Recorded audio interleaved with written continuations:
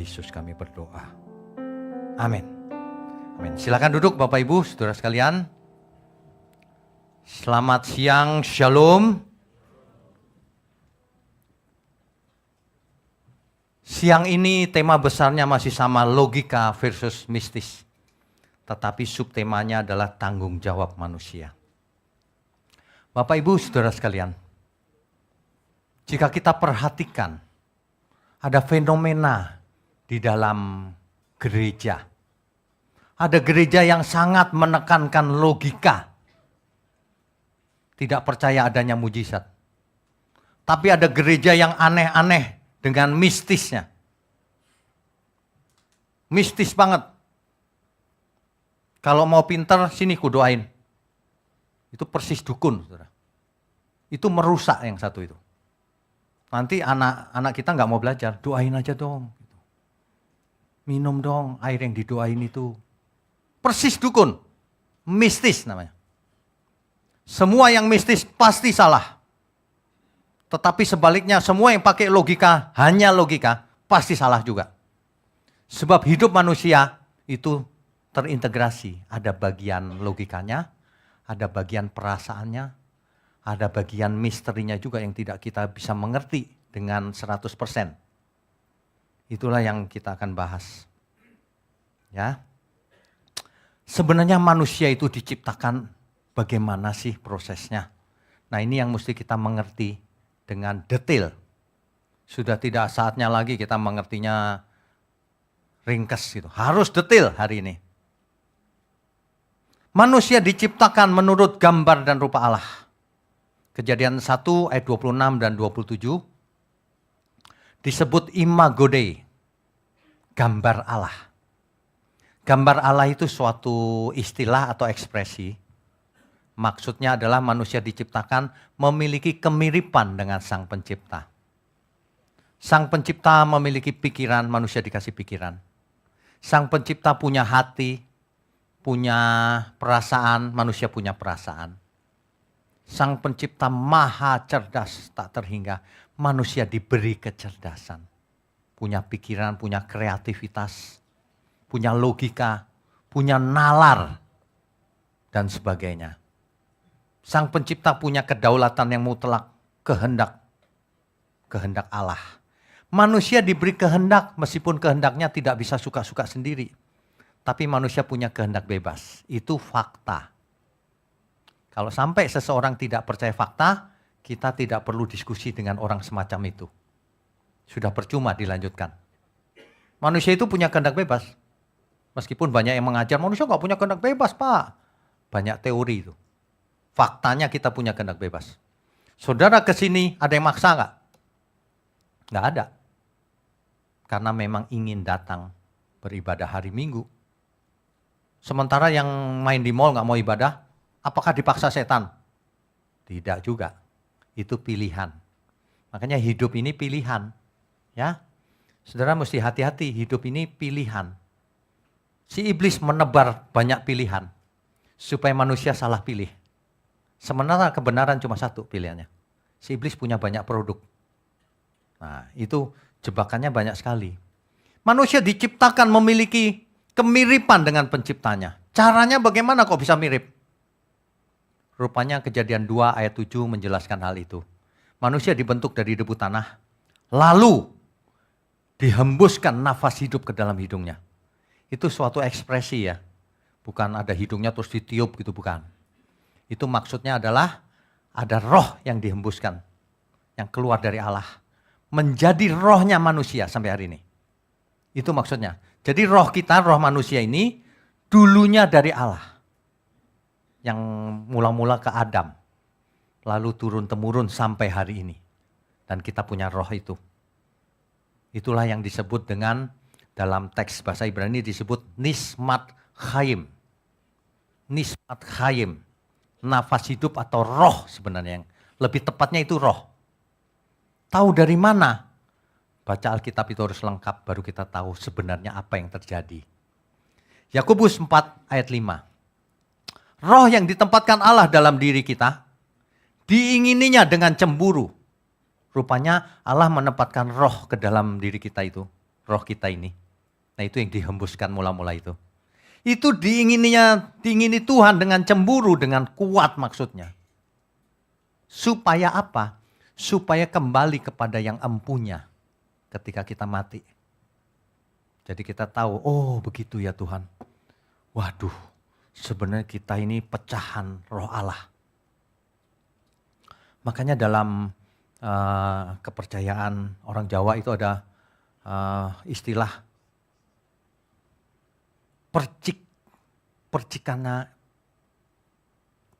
percikannya Tuhan manusia itu. Jadi seolah-olah terpercik gitu. Memang rohnya, sebagian roh sedikit itu diberikan manusia, jadi roh manusia. Karena roh tidak bisa diciptakan, roh harus berasal dari Bapa. Itu sebabnya di kitab Ibrani dikatakan, ya Bapa segala roh. Nah, semua yang punya roh, pasti punya kehendak bebas. Sebab roh Allah itu punya kehendak bebas. Jadi manusia bukan diciptakan menjadi robot biologisnya Tuhan. Yang bisa dikendalikan pakai remote control dari surga. Si A ini nanti mengkhianati aku. Si B ini nanti cinta aku. Yang ini kubinasakan nanti, yang ini kuselamatkan. Itu teori predestinasinya manusia. Kalau Alkitab enggak gitu. Kalau Alkitab menulisnya, sesungguhnya ia tidak menginginkan seorang pun binasa. Zaman perjanjian lama saja sudah jelas, sesungguhnya ia tidak menginginkan kebinasaan orang fasik. Tetapi pertobatan orang fasik. Itu keinginan Tuhan. Jadi hari ini kita punya pengertian makin hari makin lengkap. Oh, manusia diberi kehendak bebas, diberi akal budi. Mirip seperti penciptanya, kualitasnya jauh, tapi mirip tuh maksudnya unsur-unsurnya kita punya. Pikiran, perasaan, kehendak bebas. Kenapa manusia diberi kehendak bebas? Supaya manusia nggak jadi robot. Sebab kalau manusia jadi robot, ia tidak bisa mencintai Tuhan. Nggak bisa. Mana bisa robot mencintai? Nggak bisa. Cinta itu harus lahir dari kehendak bebas. Aku bisa menolak dia, tapi aku mencintai dia. Nah itu cinta yang benar. Bukan gini, aku nggak tahu, pokoknya aku cinta dia. Diguna-guna soalnya. Itu bukan cinta namanya. Itu seperti robot. Tuhan nggak seperti itu. Tuhan kasih pilihan, aku mengasihimu. Apakah engkau mengasihi aku? Nah, sebenarnya semua ini tentang kisah love story. Cinta kasihnya Tuhan. Manusia benar-benar kebangetan. Aku mengasihimu yang mati di kayu salib. Kurang apa lagi coba? Ya.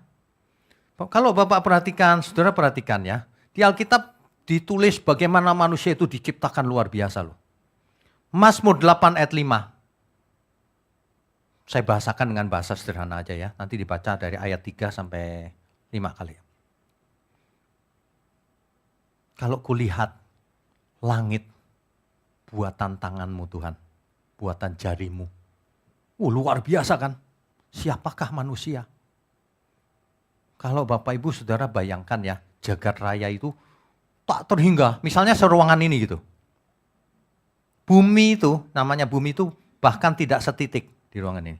Tak terhingga kecilnya bumi itu. Apalagi manusia di dalam bumi lebih kecil lagi. Nothing sebenarnya. Tapi engkau perhatikan. Engkau perhatikan, tapi diperhatikan Tuhan. Diberi kemuliaan mahkota sebagai ciptaan yang sungguh amat baik. Kejadian 1 ayat 31. Kita dari tidak ada dijadikan sungguh amat baik. Tov meot, bahasa Ibraninya. Waduh, sungguh amat baik. Mazmur 8 ayat 5 ya, nanti dibaca lengkapnya. Di Lukas menulis di dalam Kisah Para Rasul, pasal 17 ayat 28 dan 29. Sesungguhnya kita keturunan Allah. Keturunan Allah.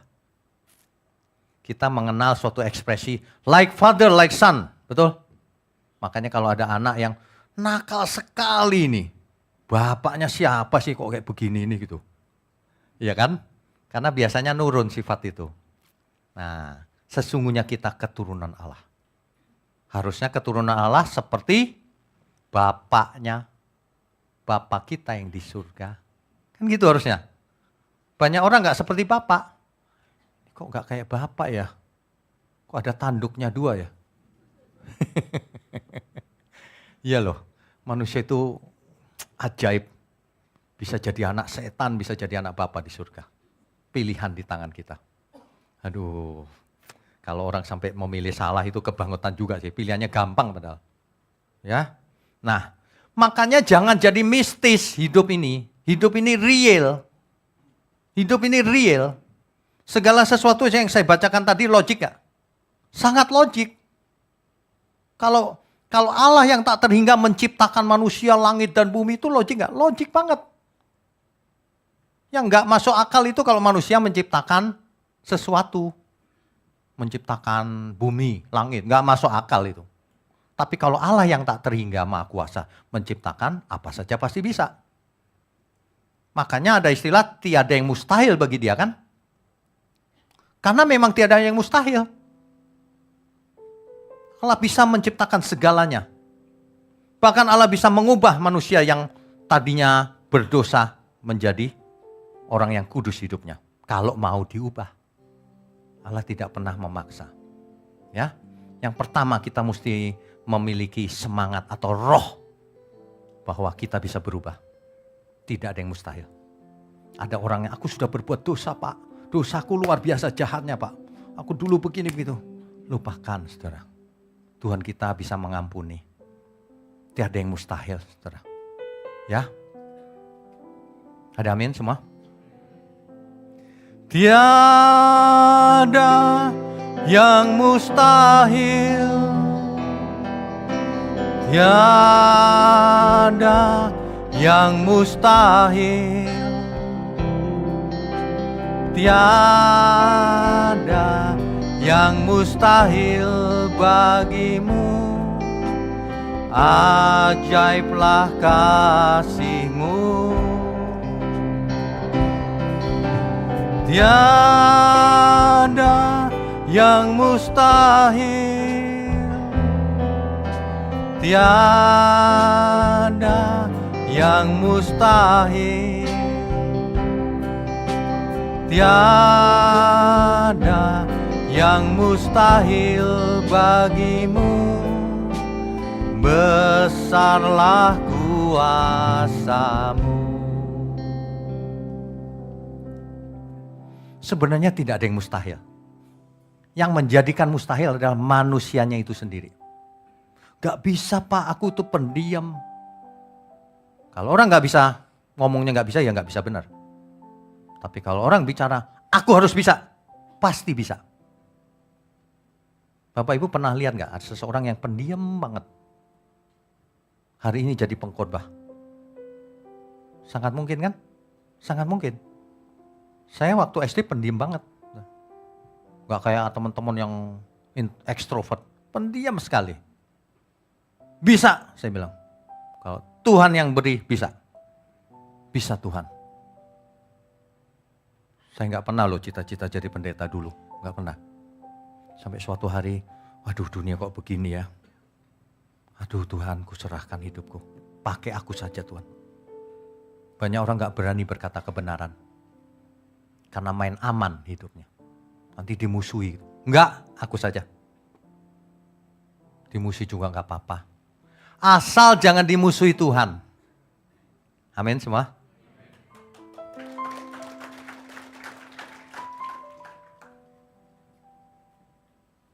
Semua ciptaan yang memiliki roh pasti punya kehendak bebas. Contohnya, malaikat. Malaikat punya kehendak bebas. Rohnya pasti dari Bapak juga dulunya. Buktinya apa? Buktinya ada malaikat yang memberontak kan? Jadi setan, iblis, roh-roh jahat. Buktinya ada roh malaikat yang masih taat juga di surga. Itu bukti. Apalagi yang namanya manusia. Buktinya umat Tuhan bisa binasa. Padahal yang milih Tuhan loh. Hosea 4 ayat 6. Umatku binasa karena tidak mengenal Allah. Karena kamu yang menolak pengenalan itu. Kurang apa lagi jelasnya? Para teolog tuh banyak teori. Alkitab ngomong apa dilawan sama dia. Roma 2 ayat 14. Manusia itu memiliki dorongan diri sendiri untuk melakukan atau tidak. Melakukan hukum Tuhan atau tidak. Meskipun zaman perjanjian lama itu bukan orang Israel. Bangsa lain gak punya Taurat. Tapi oleh dorongan diri sendiri ingin melakukan apa yang dituntut oleh hukum Taurat. Itu menunjukkan bahwa manusia punya kehendak bebas.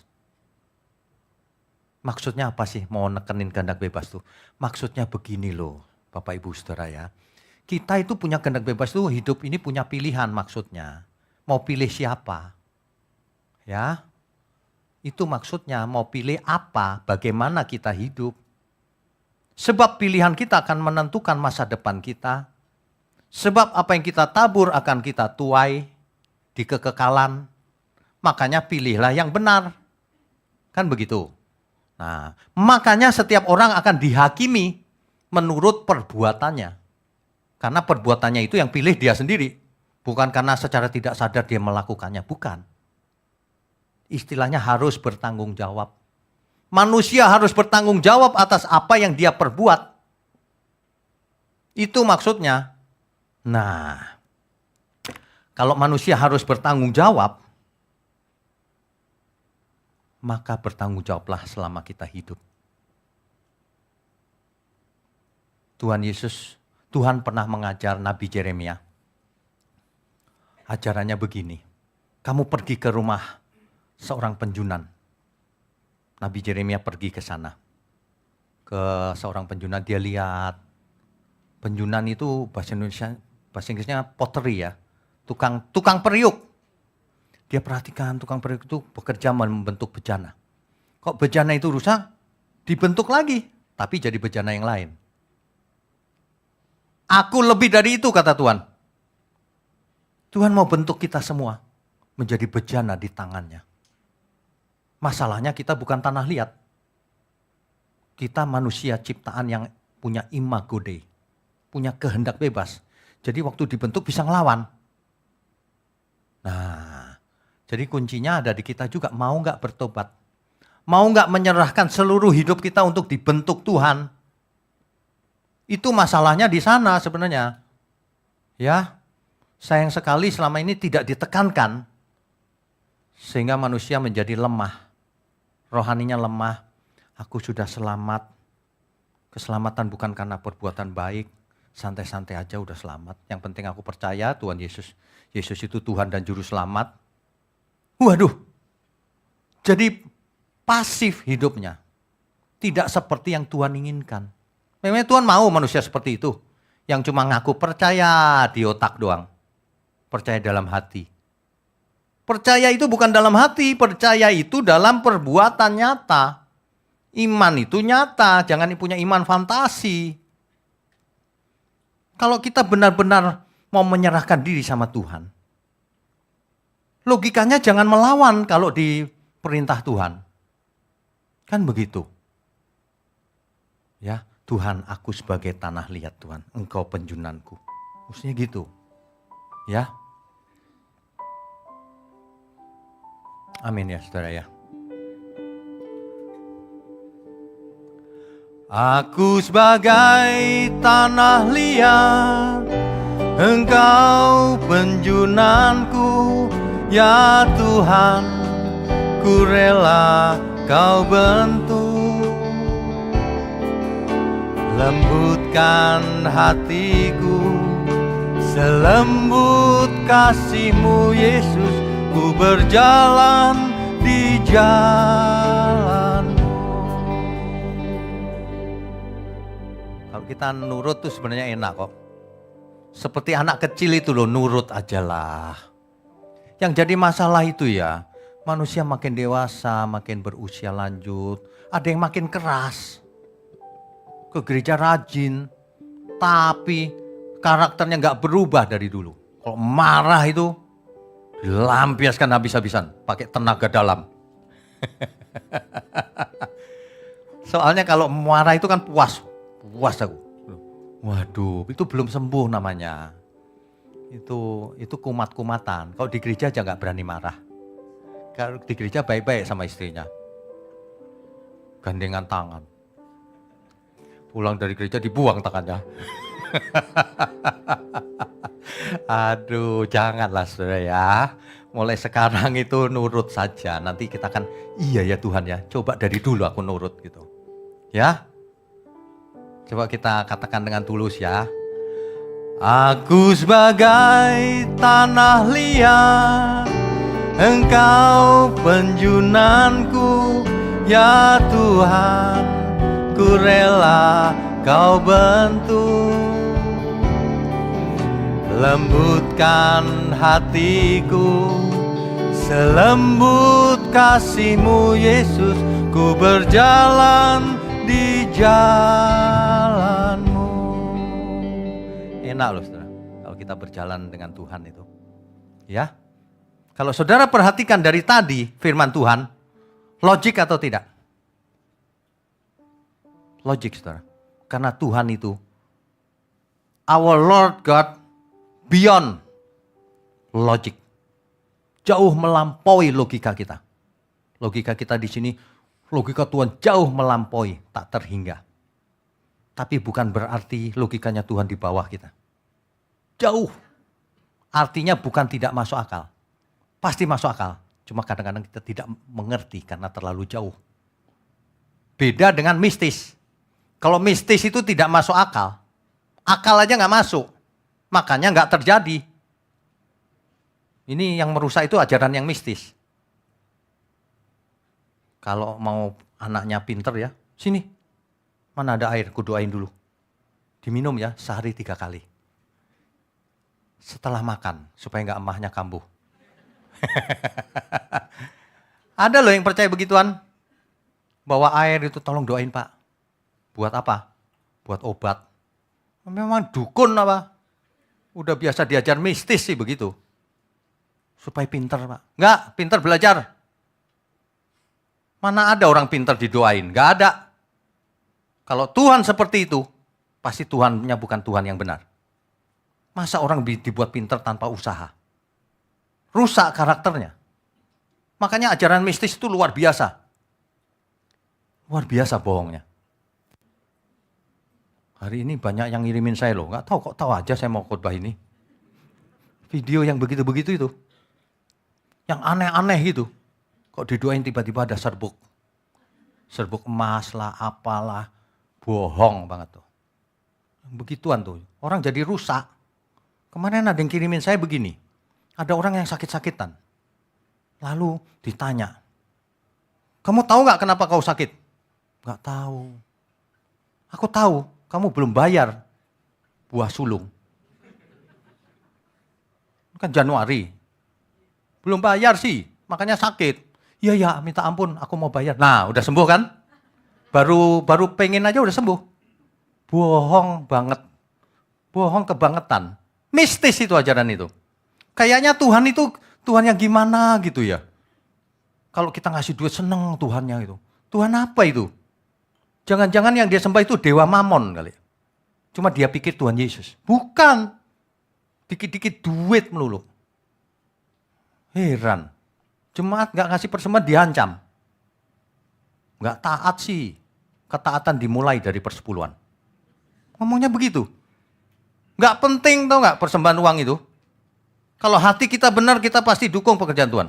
Pasti. Itu pun kalau ada uang. Kalau gak ada ya gak usah. Kok jadi transaksi uang di gereja? Transaksi uang, penggandaan uang lagi. Kalau kau kasih persepuluhan digandakan 100 kali lipat. Kayak dukun aja loh. Itu pun gak terjadi. Ini ajaran yang merusak loh, mistis-mistis beginian ini. Ini merusak saudara. Saya sampai geleng-geleng. Ini yang bodoh yang bicara apa yang dengerin ya? Siapa? Bukan saya yang ngomong loh ya. Jadi jangan marah sama saya ya saudara ya. Katanya dua-duanya. Habis. Udah gak terbukti dipercaya terus. Bohong terus-terusan. Manusia itu diciptakan memiliki logika. Memiliki rasio nalar yang sehat. Beda dengan binatang. Nalar ini diciptakan Tuhan ini supaya dipakai. Bukan supaya yang dianggurin. Ada loh yang cerita sama saya, Pak saya kalau ke gereja dikatain gini Pak, jangan pakai otak kalau ke gereja. Jangan pakai otak. Asal apa aja percaya saja pokoknya. Percaya saja. Saya ngomong A percaya B, percaya C, percaya aja. Aku dengar suara Tuhan. Wah udah deh. Kalau udah dengar suara Tuhan takut jemaatnya. Tuhan yang mana? Kalau ujungnya duit artinya dewa mamon. Hati-hati loh saudara. Si ular itu bahaya itu melingkar di Eden tuh.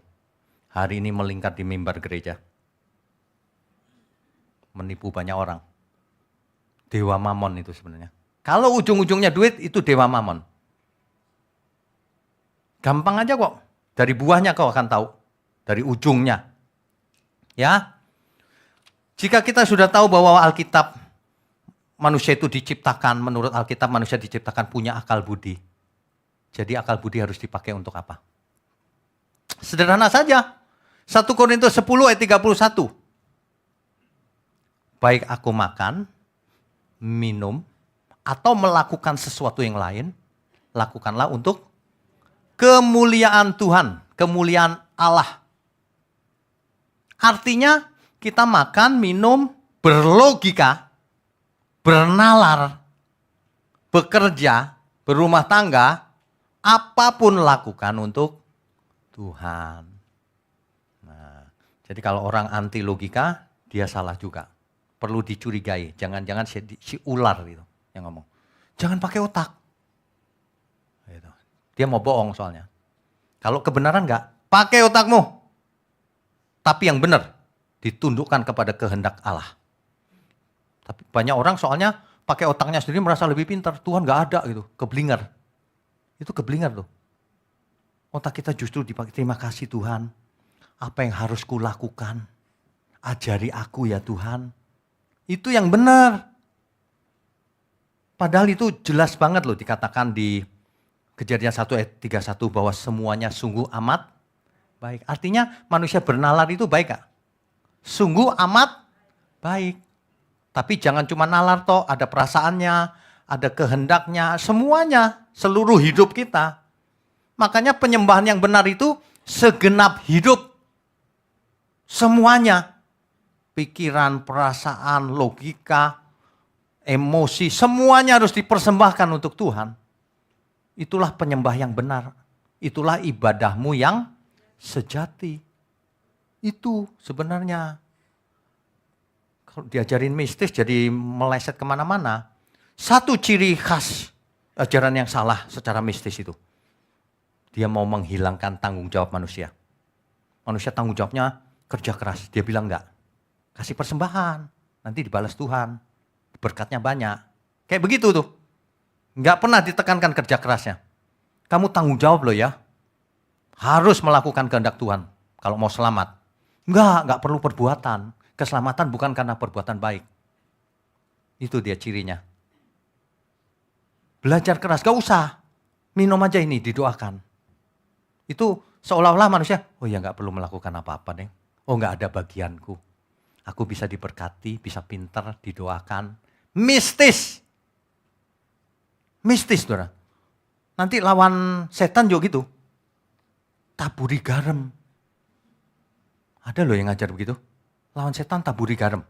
Saya nggak cerita di luar Kristen loh ya, saya cerita di dalam Kristen. Ada yang cerita sama saya. Taburi garam Pak. Kau pikir setan itu apa? Takut garam. Kau pikir setannya itu ya tekanan darah tinggi. Kamu kasih garam takut. Kok aneh. Aneh loh, manusia itu kreatif tapi ngawur gak karuan. Tapi herannya banyak yang percaya.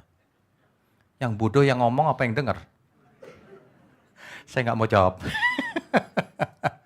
Iya loh, kadang-kadang itu kebangetan loh. Saya itu sebenarnya gak mau ngomong begini, gak mau. Tapi harus dibelesin gitu, bahasa Jawanya itu dibelesin gitu loh. Jelasin ini loh, clear banget. Kau pilih siapa? Habis kau kebangetan, begituan dipercaya. Makanya lihatlah hidupmu itu yang percaya mistis itu. Jadi apa? Jadi mistis. Lawan setan nanti kecot-kecot minyak. Garam, nanti bikin bumbu. Loh iya beneran, ini cerita bener loh, bukan saya ngarang loh. Ada yang cerita sama saya. Ada resepnya tuh. Pakai merica, sekian, ini sekian, ini sekian, sekian. Lawan setan disemprot sama dia. Emang nyamuk. Jahat banget orang itu. Jahat banget itu. Itu mengajari jemaat, asik nih punya semprotan anti setan. Itu jahat sekali itu. Itu ya kalau di perjanjian lama dia sudah mati. Perjanjian baru masih dikasih kesempatan supaya bertobat. Mudah-mudahan orang-orang seperti itu dengar khotbah ini. Ayolah bro, sis, bertobat ya. Kita nggak cari musuh, nggak cari apa kok. Bertobatlah. Firman Tuhan berkata begini, dia terlalu berani mengatakan sesuatu yang tidak kusuruh. Tuhan marah loh. Nabi palsu. Kamu ngomong sembarangan nggak kusuruh. Nabi palsu. Mati dia. Hari ini belum mati Pak. Tunggu tanggal kematianmu. Beneran saya kadang-kadang gemes gitu ya. Aduh Tuhan, kenapa dia nekat sekali ya bohongnya ya. Waduh. Kalau mau nekat sendirian di hutan sono loh. Jangan menyesatkan banyak orang. Alkitab sebenarnya udah mengancam loh orang-orang seperti itu. Lebih baik batu kilangan diikat di lehermu dan kau dibuang ke laut. Saudara tahu nggak batu kilangan itu kayak apa? Batu gede saudara. Berat banget. Buat giling itu. Anggur. Ya, itu batu gede banget tuh. Kita kalau ke Israel pasti lihat batu kilangan itu. Ingat jadi. Bayangin tuh diikat di leher, dibuang ke laut, meluncur ke bawah, habis mati, binasa. Kan gitu. Kok berani ya? Kita sebenarnya nggak bisa sih menyadarkan para pengajar. Mungkin mereka sudah mengasah pinter. Tapi kita bisa mencerdaskan jemaat. Jadilah alat di tangan Tuhan, saudara. Bagikan kebenaran ini kemanapun, biar orang tahu. Yang diinginkan Tuhan bukan hidup secara mistis. Hidup yang benar di hadapan Tuhan, perkenanan Tuhan. Jangan salah mengerti ya, saya tidak sedang menekankan logika. Logika itu harus digunakan, tapi yang lain juga harus digunakan. Perasaan dan sebagainya yang ada pada kita. Mujizat Pak, mujizat itu nyata. Kalau bukan itu mistis. Mujizat palsu itu mistis. Banyak orang suka memfitnah saya, ini nggak percaya mujizat nih pendeta ini. Kamu salah bro. Saya ngalamin mujizat, cuma saya nggak gembor-gembor aja. Oh saya lumpuh berdiri seketika, saya tengking dalam nama Yesus, berdiri saya. Padahal lumpuhnya udah 3 minggu tuh. Saya juga dengar suara Tuhan, ayo gimana? Jangan sembarangan ngomong. Kita bukan nggak percaya mujizat. Mujizat itu nyata, tapi jangan direkayasa. Nggak sembuh bilang sembuh. Kesaksian, padahal nggak sembuh. 2 bulan kemudian mati. Penyakit yang sama. Tadinya tremor, kesaksian di depan. Saya ikutin, benar sembuh nggak nih? Berapa hari kemudian tremor lagi dia. Masuk akal nggak? Kuasa Tuhan terbatas cuma berapa hari kambuh. Pasti bukan. Itu cuma sugesti. Kok sembuh-sembuh terus kayak saya sampai sekarang? Lagi pula. Seandainya Bapak Ibu Saudara tidak mengalami mujizat kesembuhan fisik. Itu juga nggak masalah kok. Serius. Tapi asal Tuhan berkenan atas hidup kita. Amin ya. Ibarat orang nikah itu loh. Dalam suka dan duka kita akan lewati bersama. Ya kan? Sama. Hidup bersama Tuhan juga gitu. Dalam suka dan duka aku bersama Tuhan. Seperti pemazmur itu sudah menghayati hal itu. Meskipun aku berjalan dalam lembah kekelaman, aku tidak takut bahaya. Sebab gadanya dan tongkatnya yang menghibur aku. Mantap kan? Jadi itu yang benar, cinta yang benar itu begitu. Dalam suka dan duka, aku tetap bersamamu. Itu cinta yang benar. Jangan kalau dapat uang aja, haleluya, menggebu-gebu. Lagi tanggal tua, saldonya turun. Haleluya. Loh kok baterainya habis? Emang pakai baterai ya? Itu nyata loh. Banyak orang salah mengerti selama ini diajarin begitu. Yes, berkat gitu. Enggak. Uang banyak, haleluya. Enggak banyak, tetap haleluya. Ada amin? Tapi kemuliaan untuk Tuhan. Kalau sudah begitu kita enteng, plong hidup ini. Aku mau sehat, mau sakit, apapun yang terjadi dalam hidupku, aku percaya Tuhan menyertaiku.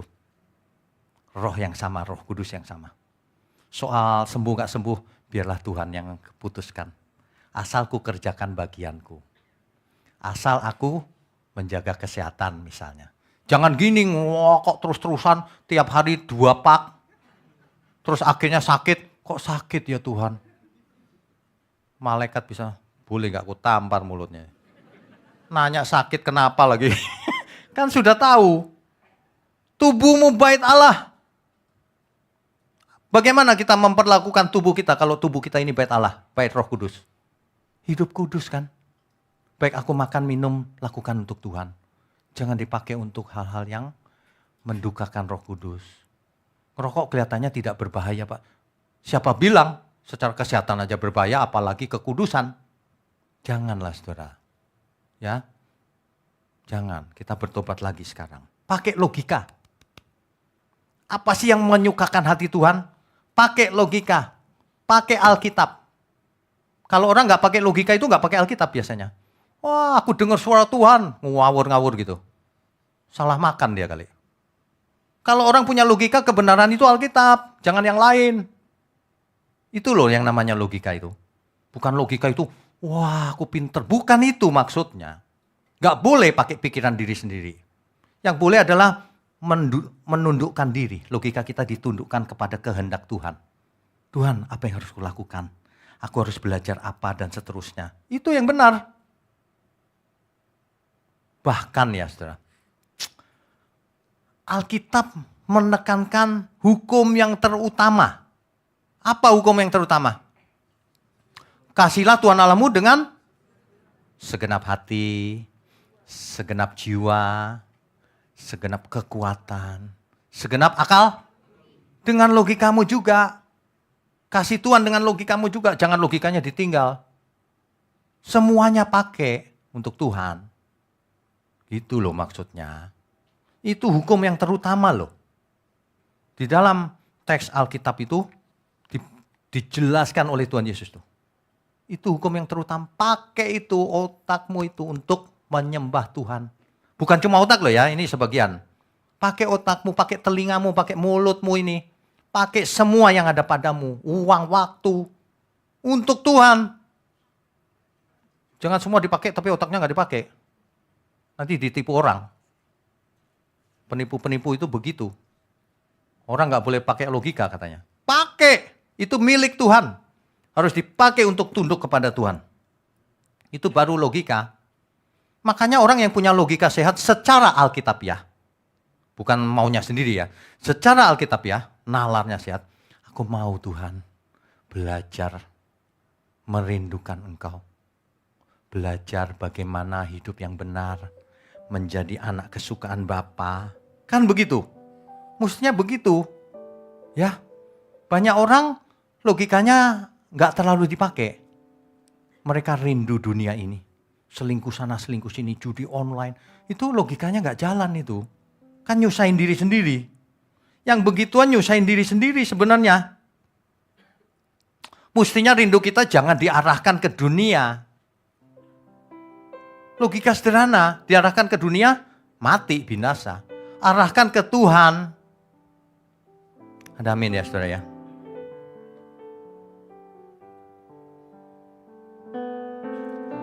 Rinduku Tuhan, doaku Tuhan, ajarku tak ingini apapun. Rinduku Tuhan, doaku Tuhan, tetap tinggal di hadirat-Mu. Tetap tinggal di hadirat Tuhan. Saudara merasa di hadirat Tuhan waktu di gereja. Baik. Tapi keluar dari gereja pun harus tetap di hadirat Tuhan. Logikanya begitu dong. Kalau nggak pakai logika ya logika hadirat Tuhan cuma di gereja. Nggak pakai logika itu. Padahal percaya Tuhan ada di mana-mana katanya. Lah kalau gitu kita harus tetap di hadirat Tuhan setiap saat. Saudara mesti latihan begini, saudara. Memang perlu latihan juga sih. Latihan kalau nyanyi itu dari hati. Liriknya itu menjadi ungkapan hati kita. Meskipun bukan kita yang ngarang. Latihan, saudara. Coba sampaikan ini tadi dengan tulus. Rinduku Tuhan.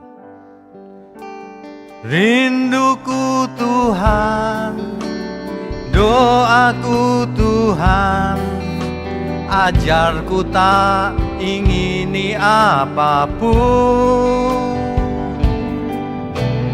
Rinduku Tuhan, doaku Tuhan, tetap tinggal di hadirat-Mu.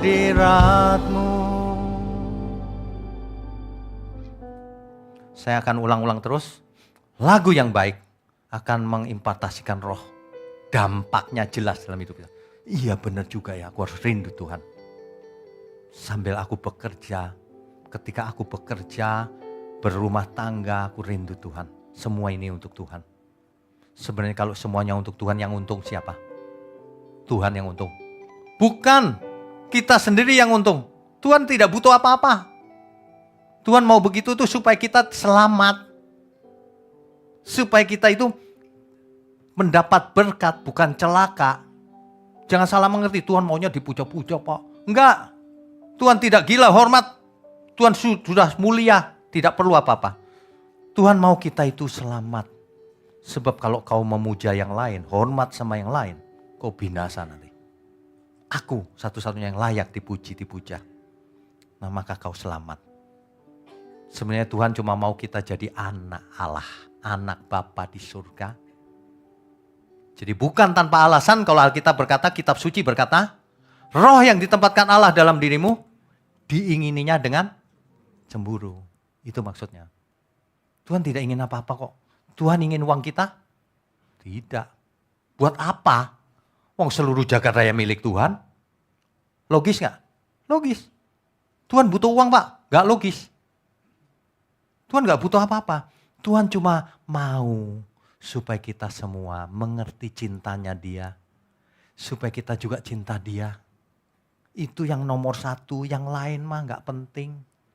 Yang lain kalau kita karakternya bagus, kerja, gak mungkin kita gak bisa makan. Iya kan? Kalau kita lakukan kehendak Tuhan gak mungkin juga gak diberkati. Sederhana saja hidup ini. Yang lebih utama itu ini. Maka dari itu maksimalkan logika kita untuk bertanggung jawab di hadapan Tuhan. Kita diberi tubuh, diberi sehat, diberi hidup. Untuk apa? Untuk melakukan kehendaknya. Kalau nggak melakukan berarti binasa. Begitu saja. Sesederhana itu nalarnya. Manusia harus dihidupkan nalarnya. Selama ini dimatikan, jangan pakai nalar, logika. Kalau ke gereja. Nggak bisa, pakai semuanya. Pakai untuk membedakan mana yang benar, mana yang salah. Karena Alkitab memakai kata akal budi. Nah ini, akal budi. Di Alkitab, dalam teks asli Alkitab dipakai kata dianoia. Itu Alkitab Perjanjian Baru pakai kata Yunani. Dianoia. Dianoia itu artinya, yang pertama, mind. Mind itu pikiran. Yang kedua, disposition. Disposisi. Yang ketiga, understanding. Pengertian artinya. Yang keempat, intelligence. Intelijensi, kecerdasan, kepandaian. Yang berikutnya, intention. Kehendak. Yang berikutnya lagi, spirit. Roh atau semangat. Yang terakhir, heart. Hati. Dianoia. Makanya kalau kita belajar baca ayat Alkitab, terjemahnya cuma satu gitu, kurang. Tapi begitu lihat teksnya, artinya semua ini. Jadi hukum yang terutama, kasihlah Allah dengan segenap akal budi, dengan segenap dianoia. Dengan segenap pikiranmu, dalam seluruh pengertianmu, dengan seluruh kecerdasanmu, intelligence, dengan seluruh kehendakmu, keinginanmu, dengan seluruh rohmu, semangatmu itu, dan dengan seluruh hatimu. Sudah semuanya itu. Ya, dianoia. Ini luar biasa loh. Ini ditulis di Alkitab di banyak ayat. Contohnya Matius 22 ayat 37, Markus 12 ayat 30, Lukas 10 ayat 27, Ibrani 8 ayat 10, Ibrani 10 ayat 16. Ibrani 8 ayat 10 dan 10 ayat 16 itu adalah penggenapan dari nubuatan Nabi Yeremia. Bapak Ibu Saudara tentu ingat dulu bangsa Israel dikeluarkan dari Mesir. Dari Mesir dikeluarkan, dibawa kemana?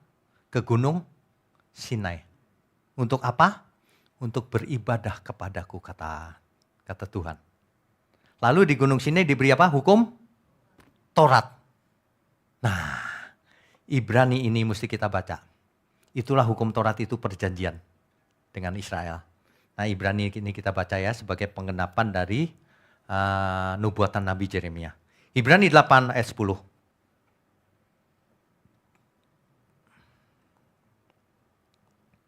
Maka inilah perjanjian yang kuadakan dengan kaum Israel sesudah waktu itu. Waktu itu yang mana? Yang di Sinai itu. Ini yang baru nih.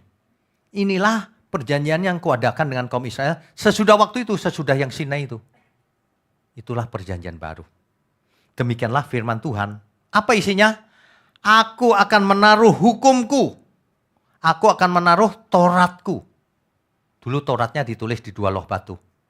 Sekarang aku akan menaruh Tauratku dalam akal budi mereka. Ditaruh di dalam. Ya. Dan menuliskannya dalam hati mereka. Dianoia yang tadi ya. Ditulis di dalam situ. Maka aku akan menjadi Allah mereka dan mereka akan menjadi umatku. Apa bedanya? Kalau Taurat banyak liturginya. Kalau Taurat itu apa sih? Memperingati hari raya. Apalagi berbagai macam persembahan. Persembahan korban bakaran, kambing domba. Apalagi persepuluhan, buah sulung. Itu semua tuh Taurat tuh. Apalagi Taurat berbagai macam syariat. Dan juga yang mengerikan yang satu ini. Mata ganti mata, gigi ganti gigi. Saudara kalau dihakimi menurut Taurat ya, hari ini ke gereja pada hilang, tangannya ada yang hilang satu, dulu nyolong. Ada yang matanya tinggal satu, dulu pernah ngintip waktu masih kecil. Ada yang kakinya habis, soalnya pernah nendang orang tuanya waktu masih kecil.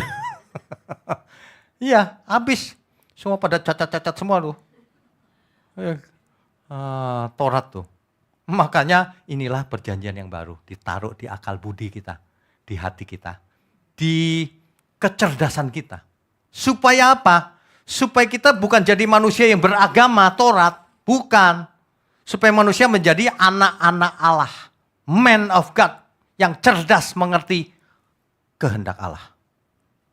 Itu saudara sebenarnya. Tujuan keselamatan itu bukan gini, aku sudah selamat. Gak usah melakukan apa-apa, udah selamat.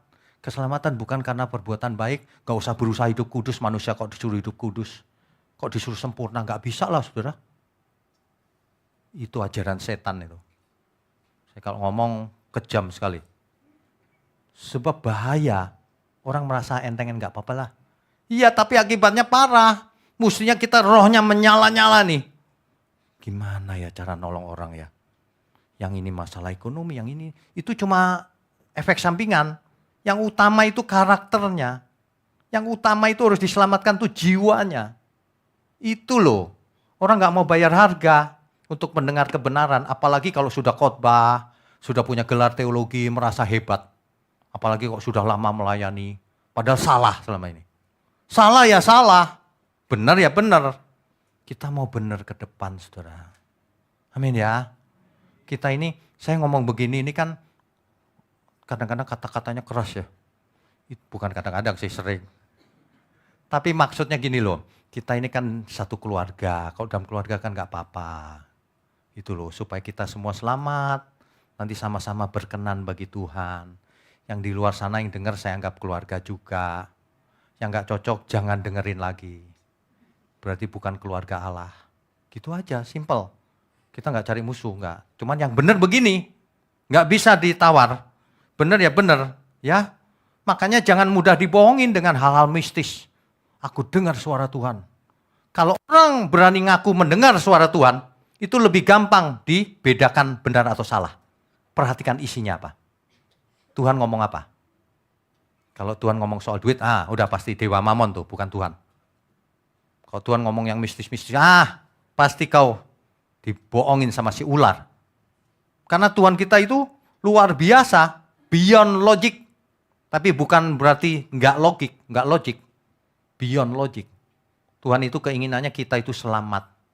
Nggak mungkin pakai uang, pakai ini, pakai itu, nggak ada itu. Perubahan akal budi, itu yang pertama. Yang paling penting itu. Jadi jangan sampai mudah dibohongin sehingga hidupnya jadi mistis, penuh khayalan, halusinasi lama-lama. Iman halusinasi itu namanya. Kita sih mengalami mujizat dan hal-hal yang misteri, iya, tapi nyata, bukan dibuat-buat. Ingat ya, kesembuhan ilahi kalau nyata ya sembuh benar. Kalau sebentar sembuh nih 5 menit, kemudian kumat, itu bohong orangnya itu. Makanya jangan gampang kesaksian di depan. Sembuh nih, pas pulang sampai rumah lumpuh lagi. Begitu lumpuh lagi, yang bikin KKR dengan enaknya ngomong, kamu sih gak punya iman. Imannya lemah kayak Petrus dulu lagi jalan di ombak, tiba-tiba imannya lemah, tenggelam dia. Kok nyamain enak aja. Itu bohong itu. Kalau Tuhan menyembuhkan, manusia yang disembuhkan gak beriman pun sembuh. Kalau Tuhan yang ingin menyembuhkan. Perhatikan di Alkitab, yang Tuhan sembuhkan orang beriman apa bukan? Ada yang bukan. Ada yang bukan. Perwira Romawi yang belum beriman cuma pengen sembuh. Sembuh hambanya. Kalau Tuhan mau menyembuhkan biar orang beriman, biar enggak, tetap sembuh. Itu ciri kebenaran. Kebenaran itu sesuai fakta. Jangan mengada-ada, saudara. Enggak sembuh, enggak apa-apa kok. Daripada pura-pura sembuh. Kalau pura-pura itu bohong, bapakmu itu memang pembohong. Bapak segala pembohong itu iblis. Ya, kita harus bisa membedakan mana yang benar, mana yang salah. Itu roh untuk membedakan namanya. Itu bukan menghakimi loh, saudara. Menghakimi itu beda. Banyak orang salah mengerti soal menghakimi. Kalau kita ngomong ini yang benar, ini salah nih. Jangan menghakimi bro. Loh, bukan. Itu justru mau membedakan ini benar, ini salah. Kalau menghakimi itu gini loh. Ini salah nih. Enaknya kita apain nih orangnya ini. Nah itu menghakimi itu. Mau menghukum. Nah, kalau mau menghukum itu menghakimi, nggak boleh. Tapi kalau kita menunjukkan yang ini salah, yang ini benar. Harus, kita semua harus menunjukkan. Supaya banyak orang tidak bisa dibohongin. Supaya banyak orang selamat. Itu maksudnya. Bayangin kalau kita ngomong, jangan itu, yang itu apa? Investasi bodong tuh. Jangan menghakimi. Mati orang ditipu oleh investasi bodong. Kita harus kasih tahu yang itu jangan. Itu. Ya. Amin ya saudara ya. Kita harus jadi alat di tangan Tuhan. Kebenaran itu akan menitik beratkan pada tanggung jawabnya manusia. Bukan menghilangkan. Tanggung jawab manusia itulah yang penting. Tuhan anugerahkan semuanya, sekarang manusianya bertanggung jawab. Setelah diberi anugerah, kamu bertanggung jawab gak? Setelah diampuni dosamu, kamu bertanggung jawab gak terhadap anugerah Tuhan itu? Kalau orang bertanggung jawab, aku sudah diampuni. Aku gak mau buat dosa lagi. Nah kan begitu. Aku sudah diampuni, sudah dimeteraikan Roh Kudus dalam hidupku. Tanda bahwa aku miliknya. Diberi firman kebenaran, Alkitab. Artinya aku harus belajar. Itu tugasku, tanggung jawabku untuk belajar. Gak bisa Alkitab dijadiin bantal, besoknya ngerti loh. Gak bisa. Dibakar, abunya diminum. Gak ada. Alkitab itu belajar. Tanggung jawab itu.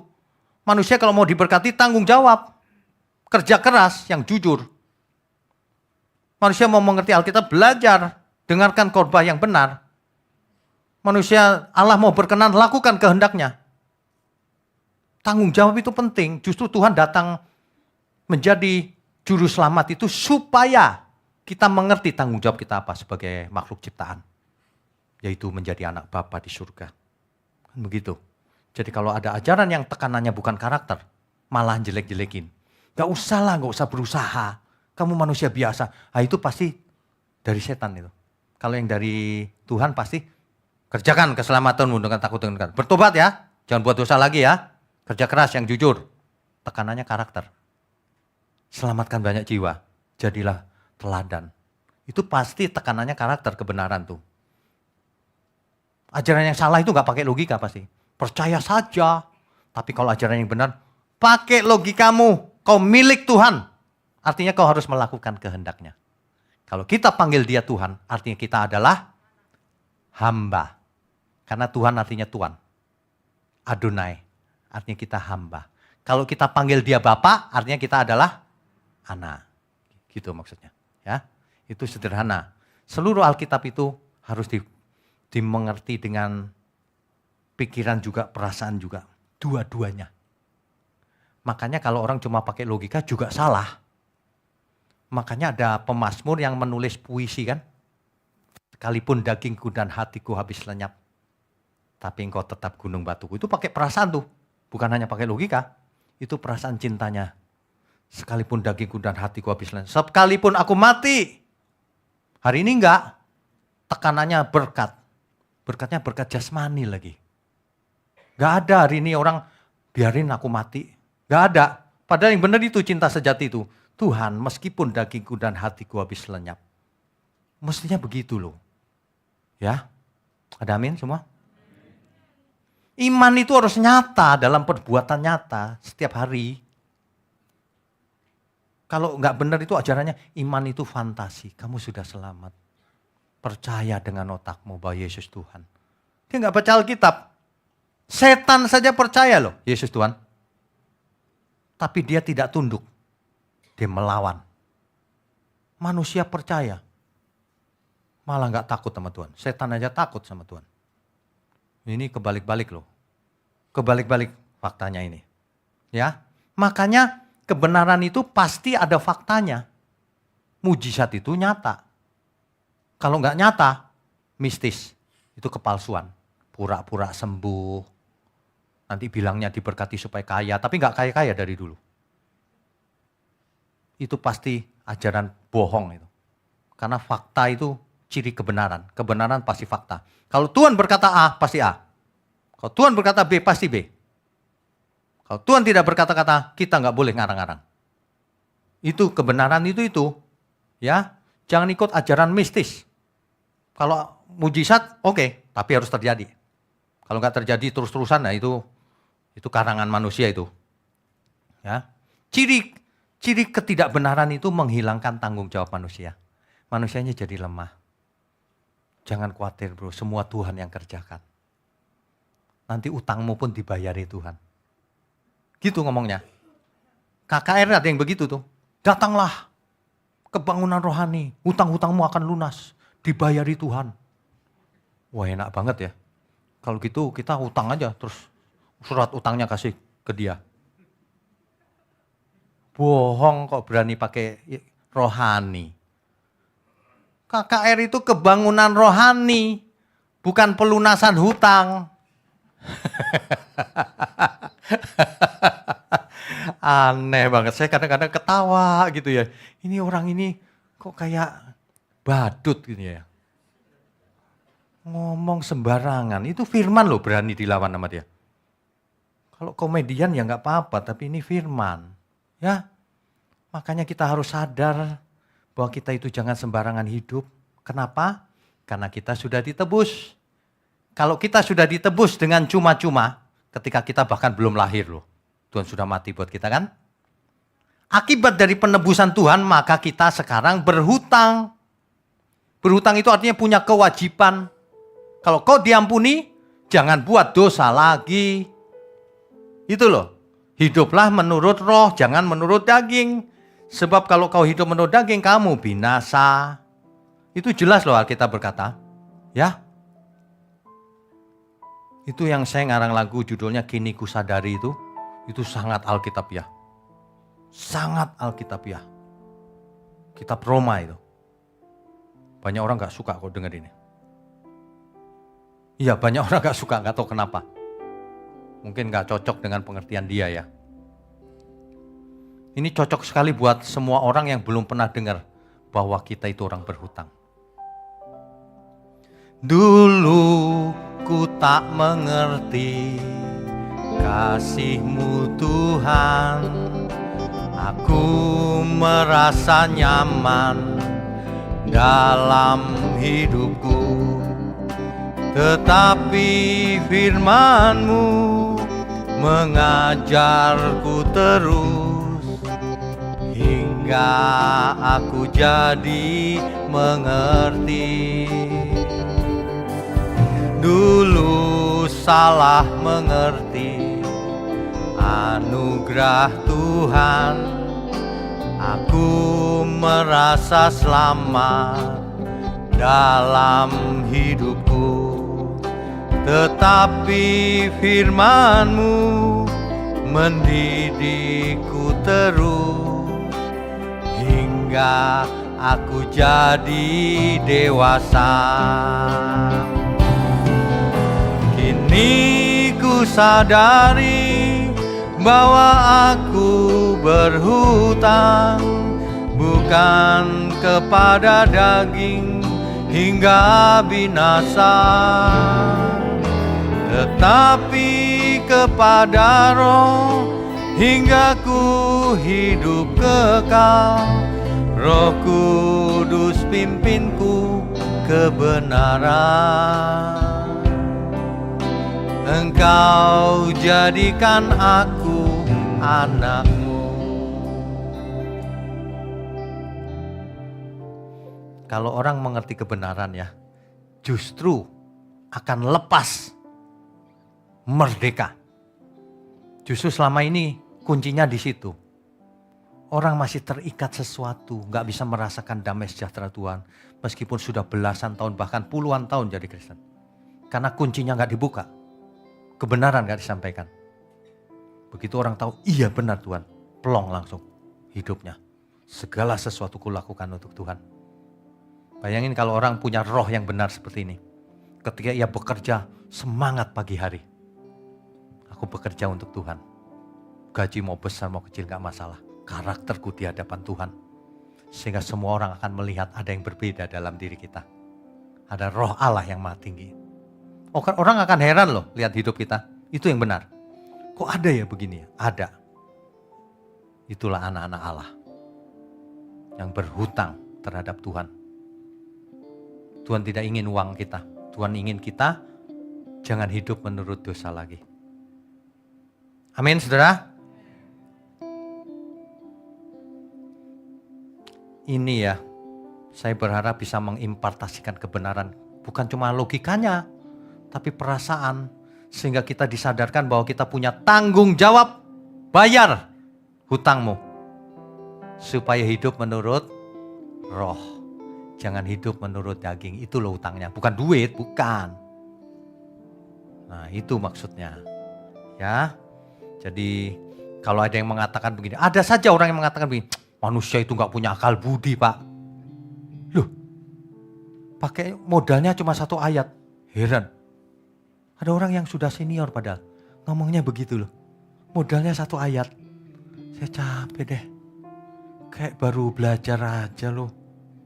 1 ayat saya bacakan ya. Roma 3 ayat 11. Saudara diajarin begini itu supaya cerdas. Akhirnya mengerti, mengalami perubahan. Dan jadi berkat kemanapun kita pergi. Itu loh maksudnya. Ya, Roma 3 ayat 11.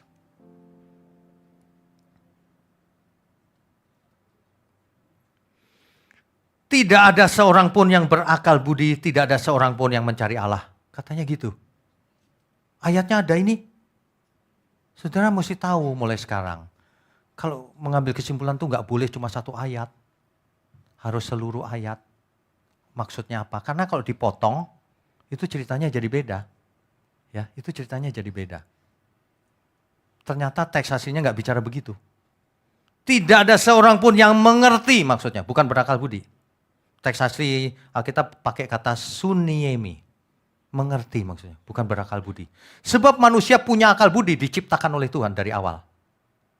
Manusia gak ngerti, kenapa? Karena gak diajarin kebenaran. Setelah Tuhan Yesus datang, belajarlah kepadaku. Aku akan memberikan kepadamu kelegaan. Maka kamu benar-benar muridku. Jika kamu hidup tetap di dalam firman dan kamu akan mengerti kebenaran. Dan kebenaran itu akan memerdekakan kamu. Itu mantap ke Tuhan Yesus kalau ngajar. Ya, jadi jangan sembarangan dengar. Banyak orang tuh sukanya memelesetkan ayat. Aduh, memelesetkan ayat bisanya. Jadi Taurat Tuhan itu mau ditaruh dalam diri kita. Di hati, di akal budi. Kalau dalam bahasa Ibrani ada kata khirba. Akar katanya kheref. Ditaruh di kheref. Itu Nabi Yeremia kan pakai bahasa Ibrani tulisannya. Kheref artinya apa? The inner part of a person. Bagian dalam manusia. As a place of thought. Sebagai tempat adanya pikiran. Feeling, perasaan, and conscience. Conscience itu nurani. Bayangin, nurani manusia ditaruh hukumnya Allah. Jadi apa dia? Jadi manusia Allah. Bukan manusia beragama. Kalau manusia beragama itu menunjukkan itu. Luarnya malahan. Pakaiannya putih-putih beragama. Kemana-mana bawa kitab suci gede. Jalan sambil komat kamit. Tapi hatinya busuk lihat orang lain. Kafir kau. Itu loh, kaget loh. Sampai kaget, kenal aja enggak kafir-kafirin loh. Rusak nuraninya. Makanya Taurat ditaruh di nurani manusia. Sehingga kita lihat orang, bahkan orang yang gak kenal Tuhan. Kita tahu, aduh dia manusia ciptaan Tuhan. Mestinya dia selamat juga. Begitu loh. Sampai keinginan kita menyelamatkan orang itu sampai mengorbankan diri. Kalau kita belum pernah mengorbankan diri, belum sampai itu artinya kelasnya. Sampai mengorbankan diri, dihina pun, ya dia belum mengerti berarti. Ya udahlah, minta apa kita tolong ya kita tolong. Kita mesti berani rugi, berani berkorban. Kalau orang sudah mengerti harganya keselamatan itu begitu harusnya. Ya, kheref itulah yang di perjanjian baru disebut dianoia tadi. Sama persis, akal budi manusia. Pikirannya, intelijensinya, pengertiannya, hatinya, perasaannya, semua itu dianoia. Makanya menyembah Tuhan harus dalam roh dan kebenaran. Supaya total. Bukan cuma uang sebagian kecil lagi. Bukan. Total seluruh hidup kita. Kalau anak-anak muda mengerti hal ini, waduh, masih muda sudah ngerti. Nanti kalau cari jodoh pun hati-hati.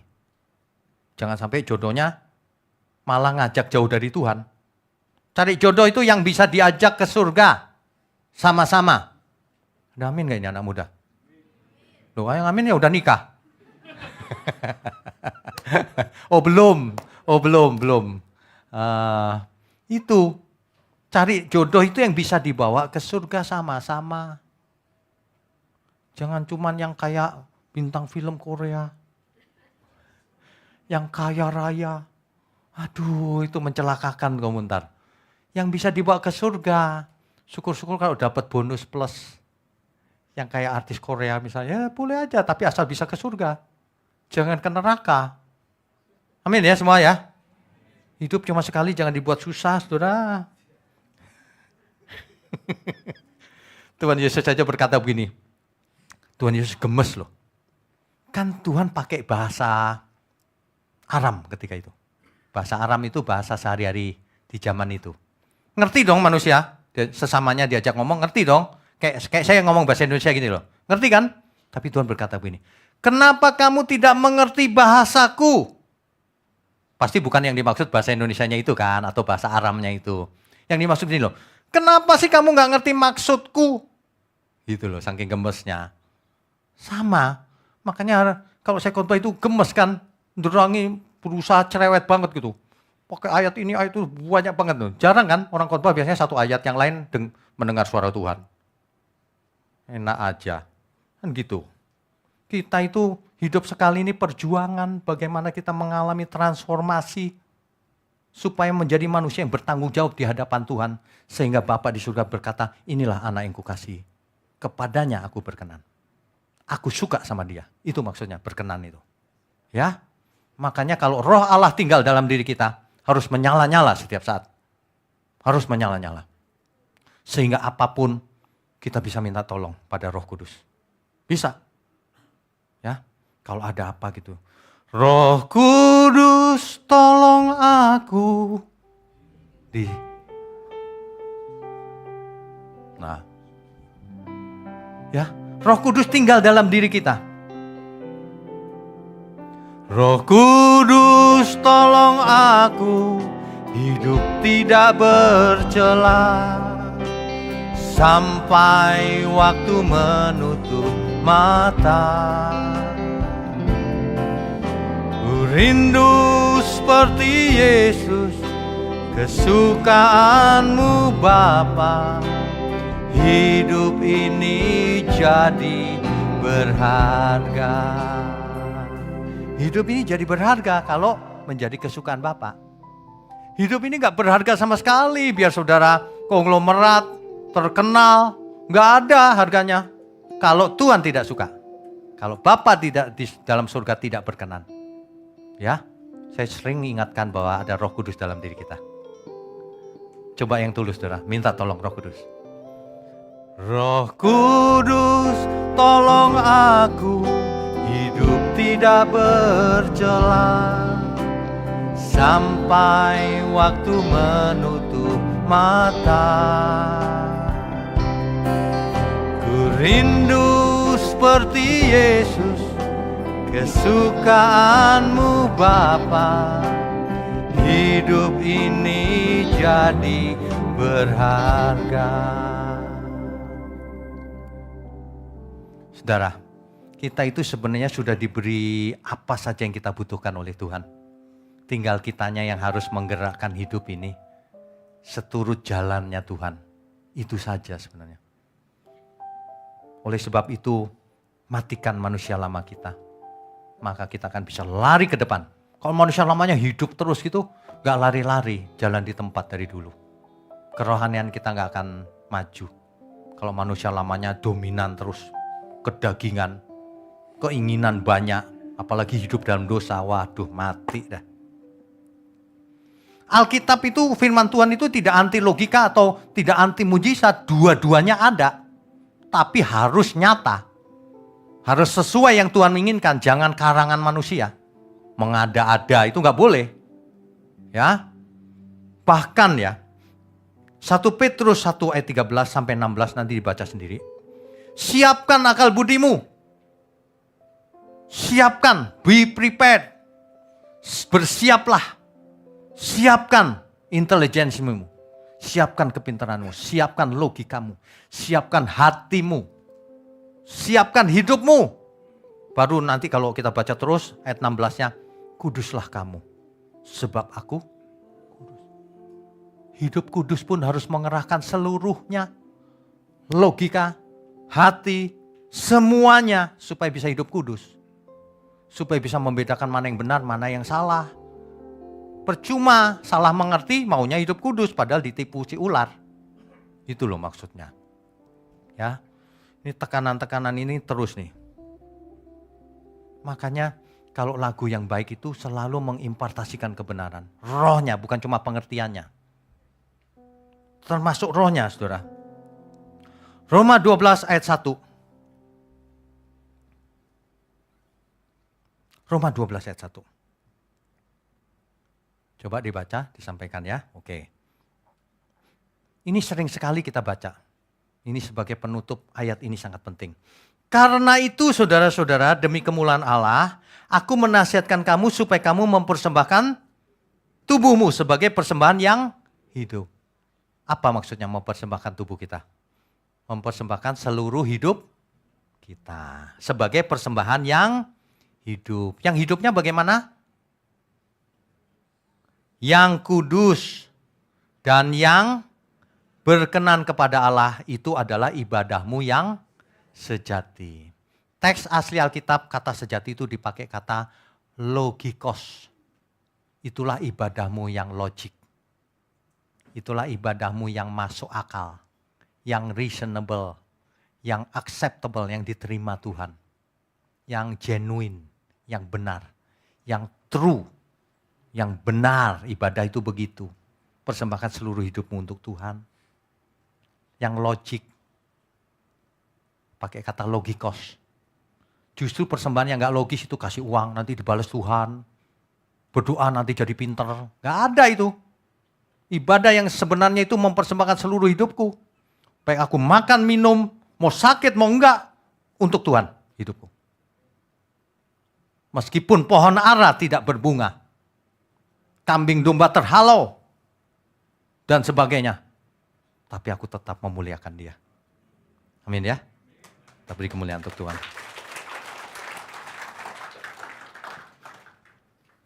Ayat 2-nya, saudara. Berubahlah oleh, ya, janganlah kamu menjadi serupa dengan dunia ini, tetapi berubahlah oleh pembaharuan budi. Nah, di situ sama tuh pembaharuan nous. Nous itu seperti dianoia tadi. Berubahlah pikiranmu, perasaanmu, semuanya berubahlah. Ya, jangan seperti orang dunia. Kenapa disuruh berubah? Pembaharuan akal budinya oleh apa? Karena apa? Tentu saja karena kebenaran. Supaya apa? Sehingga kamu dapat membedakan manakah kehendak Allah. Kehendak Allah yang baik itu yang seperti apa, yang berkenan itu seperti apa, dan yang sempurna itu seperti apa. Kalau orang mengalami pembaharuan akal budi, dia akan tahu, oh Allah sukanya ini, Tuhan sukanya ini. Bukan uang, seluruh hidupku. Kan begitu mestinya. Nah, yang luar biasa adalah membedakan di situ, kata membedakan, supaya bisa membedakan kehendak Allah. Membedakan di situ dipakai kata, teks aslinya pakai kata dokimasu. Dokimatsu bacanya. Dokimatsu itu artinya eksamin. Eksamin itu apa ya bahasa Indonesianya? Menguji. Apalagi? Tes. Ngetes. Ini kehendak Tuhan bukan ya? Gitu. Tes. Choose. Memilih, apakah ini kehendak Tuhan? Tujuannya supaya kita cerdas membedakan ini kehendak Tuhan, ini bukan. Jangan gampang dibohongin dengan yang mistis-mistis. Ini kehendak Tuhan. Ini bukan yang ini. Gitu. Yang terakhir artinya approve. Iya nih, yang ini kehendak Tuhan. Gitu. Jadi kalau kita mengalami pembaharuan akal budi, maka kita ketemu sesuatu gitu ya, kita tahu. Ini bukan. Yang ini kehendak Tuhan. Oke. Yes, aku pilih yang ini. Approve yang ini. Itu maksudnya, tanpa pembaharuan akal budi, orang gak bisa membedakan mana benar, mana salah. Pembaharuan akal budi bisa dilakukan hanya dengan Injil, firman kebenaran. Amin, saudara. Alangkah beruntungnya kita, alangkah diberkatinya kita, kalau kita sampai hari ini kita mengerti hal ini. Ya. Amin, saudara.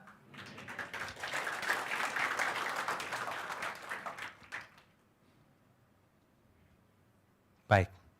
Jadi intinya adalah kita harus bertanggung jawab. Jangan hidup secara mistis. Pakai logika kita secara maksimal untuk menyembah Tuhan. Untuk berkarya dalam hidup kita bagi kemuliaan Tuhan. Tapi jangan cuma pakai logika. Pakailah perasaan seluruh jiwa kita, roh kita untuk menyembah Tuhan. Lengkap. Itulah ibadah yang sejati. Mempersembahkan seluruh hidup kita. Mulai sekarang mari kita belajar terus. Sehingga ya Bapa berikan aku mengerti kehendak-Mu. Itu aja. Intinya itu saudara. Ya. Amin semua. Beri kemuliaan untuk Tuhan. Amin. Baik. Saya undang semua untuk bangkit berdiri. Saudara, tidak ada yang kita butuhkan selain itu. Yang lain kita kerja keras belajar saja. Ya. Tiada yang lebih kubutuhkan.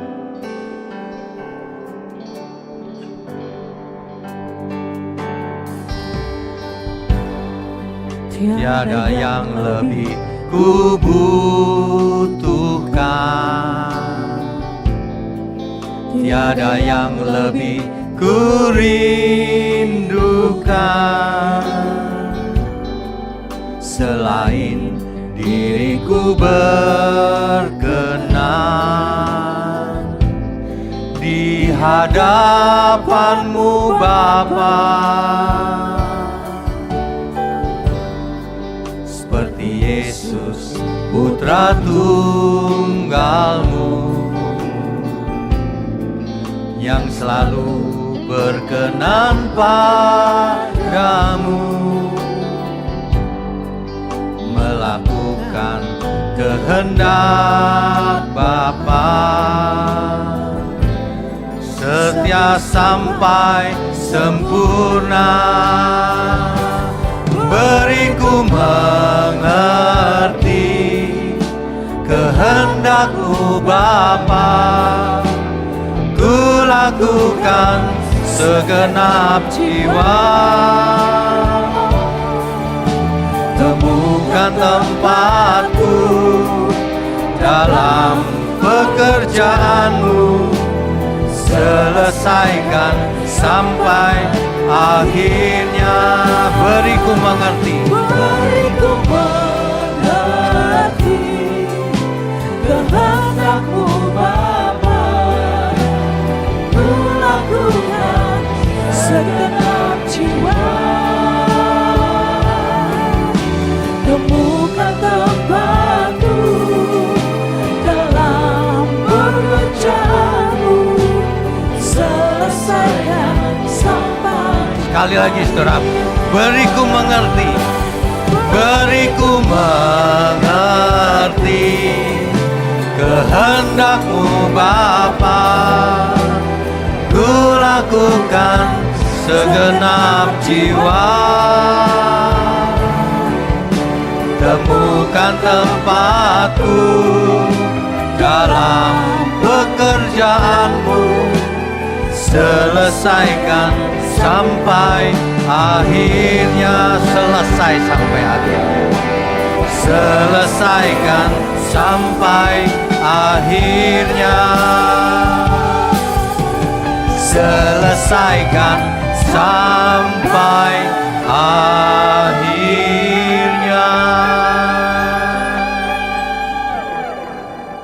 Bapa kami yang di surga, terima kasih untuk firman kebenaran di siang hari ini.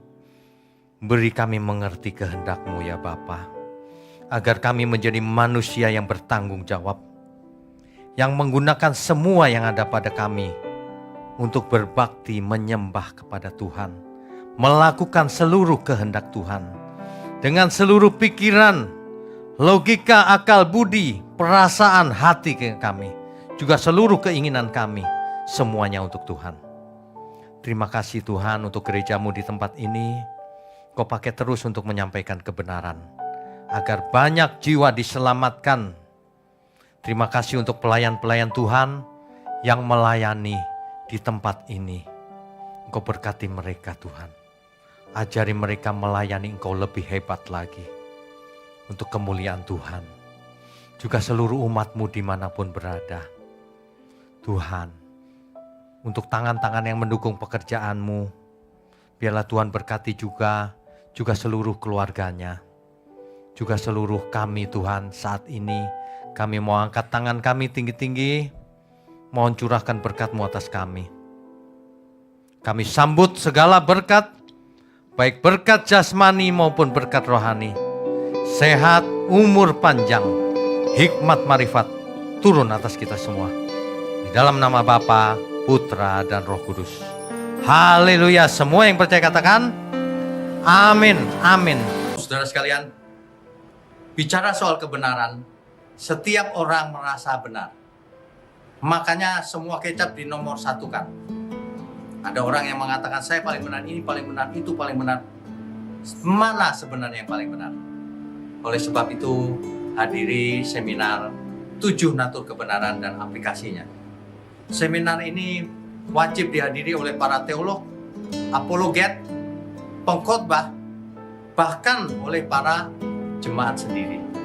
Agar kita bisa membedakan manakah yang benar, manakah yang salah. Inilah alat uji kebenaran yang sangat objektif dan alkitabiah.